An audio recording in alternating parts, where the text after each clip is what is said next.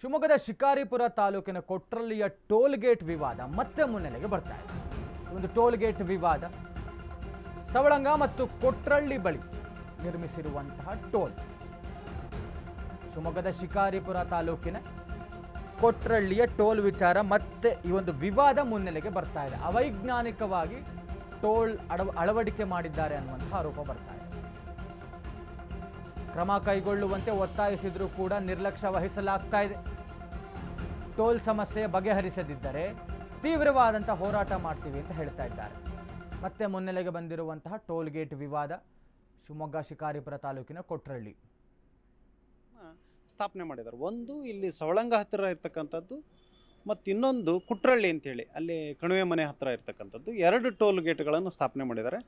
ಎರಡು ಟೋಲ್ ಗೇಟ್ಗಳ ಅಂತರ ಸರಿಸುಮಾರು 36 ಕಿಲೋಮೀಟರ್ ಇದೆ ಅಂಥೇಳಿ ಸಂಬಂಧಪಟ್ಟಿರ್ತಕ್ಕಂಥ PWD ಇಲಾಖೆಯಿಂದನೇ ನಾವು ವರದಿಯನ್ನು ತೆಗೆದುಕೊಂಡಿದ್ದೀವಿ.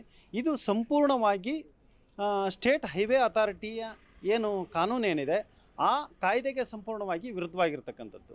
ಇದ್ರ ಬಗ್ಗೆ ನಾವು ಗಮನಕ್ಕೆ ಬಂದ ನಂತರ ನಾವು ಶಿಕಾರಿಪುರ ಟೋಲ್ಗೇಟ್ ವಿರೋಧಿ ಹೋರಾಟ ಸಮಿತಿ ಅಂತ ಹೇಳಿ ಪ್ರಾರಂಭ ಮಾಡ್ಕೊಂಡು ನಮ್ಮ ಅಧ್ಯಕ್ಷರಾಗಿರ್ತಕ್ಕಂಥ ಶಿವರಾಜ್ ವಕೀಲರು ಮತ್ತು ನಾನು ಆ ಹೋರಾಟ ಸಮಿತಿಯಲ್ಲಿ ಸಂಚಾಲಕರಾಗಿ ಕೆಲಸ ನಿರ್ವಹಿಸ್ತಾ ಇದ್ದೀನಿ, ವಿನಯ್ ಪಾಟೀಲ್ ಅಂತೇಳಿ. ಈ ರೀತಿ ನಾವೊಂದು ನೂರಾರು ಸಂಖ್ಯೆಯಲ್ಲಿ ಹೋರಾಟ ಸಮಿತಿಯನ್ನು ರಚನೆ ಮಾಡಿಕೊಂಡು ಈಗಾಗಲೇ ಒಂದು ಬಾರಿ ಜಿಲ್ಲಾಧಿಕಾರಿಗಳಿಗೂ ಕೂಡ ಈ ಟೋಲ್ಗೇಟನ್ನು ಅನಧಿಕೃತವಾಗಿ ಸ್ಥಾಪನೆ ಮಾಡಿರ್ತಕ್ಕಂಥ ಮತ್ತು ಕಾನೂನು ಬಾಹಿರವಾಗಿ 35 ಕಿಲೋಮೀಟರ್ ಅಂತರದಲ್ಲಿ ಎರಡು ಟೋಲ್ಗೇಟ್ಗಳನ್ನು ಸ್ಥಾಪನೆ ಮಾಡಿರ್ತಕ್ಕಂಥದ್ದು ಕಾನೂನು ಬಾಹಿರ.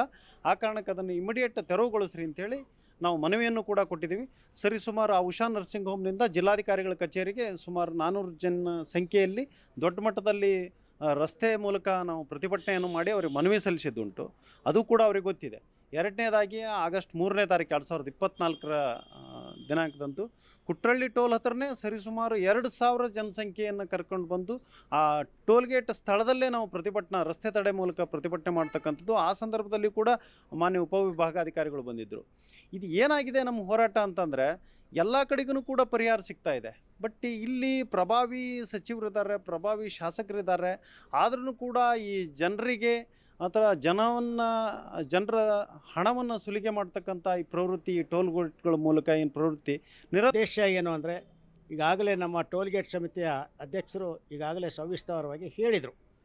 ಆದರೆ ನಾವೆಲ್ಲರೂ ಸೇರಿ ಹಿಂದೆ ಮನವಿ ಮುಖಾಂತರ ಒಂದು ಸರಿ ತಹಶೀಲ್ದಾರ್ ಮುಖಾಂತರ ಕೊಟ್ಟಿವಿ, ಒಂದು ಸರಿ DC ಅವ್ರ ಮುಖಾಂತರ ಕೊಟ್ಟಿವಿ. ಆದರೆ ನಮ್ಮ ಮನವಿಗೆ ಅವರು ಯಾವುದೇ ಕಾರಣಕ್ಕೂ ನಮಗೇನು ಅಂದರೆ ನಮಗೆ ರಿಪೀಟ್ ಏನೂ ಕೊಡಲಿಲ್ಲ. ಅವರು ಉತ್ತರನ ಹೀಗೆ ಆಗಿದೆ, ಹಿಂಗೆ ಮಾಡ್ತೇವೆ, ಹಿಂಗೆ ಬಿಡ್ತೇವೆ ಅನ್ನೋದ್ರ ಬಗ್ಗೆ ಯಾವುದೂ ನಮಗೆ ಉತ್ತರ ಕೊಡಲಿಲ್ಲ. ಅದಕ್ಕೋಸ್ಕರವಾಗಿ ಮತ್ತೆ ಪಕ್ಷಾತೀತವಾಗಿ ಇಲ್ಲಿ BJP, ಕಾಂಗ್ರೆಸ್ಸು ಮತ್ತು ಸಂಘಟನೆ, ರೈತ ಸಂಘ ಮತ್ತು ಲಾರಿ ಸಂಚಾಲಕರು ಸಂಘದವರು, ಆಮೇಲೆ ಟಿಪ್ಪೋ ಸಂಚಾಲಕರು ಸಂಘದವರು ಎಲ್ಲರೂ ಸೇರಿ ಒಗ್ಗೂಡಿ ಅದರಲ್ಲಿ ಒಂದು ಸಮಿತಿ ಅಂತ ಮಾಡ್ಕೊಂಡು ಟೋಲ್ಗೇಟ್ ಸಮಿತಿ ಅಂತ ಮಾಡ್ಕೊಂಬಿಟ್ಟು ಅದರಲ್ಲಿ ನಮ್ಮ ಶಿವರಾಜ್ ವಕೀಲರನ್ನು ಅಧ್ಯಕ್ಷರು ಅಂತ ಮಾಡ್ಕೊಂಬಿಟ್ಟು ನಾವು ಅನಿವಾರ್ಯವಾಗಿ ಹೋರಾಟಕ್ಕೆ ಇಳಿಯುವಂಥ ಸಂದರ್ಭ ಬಂತು.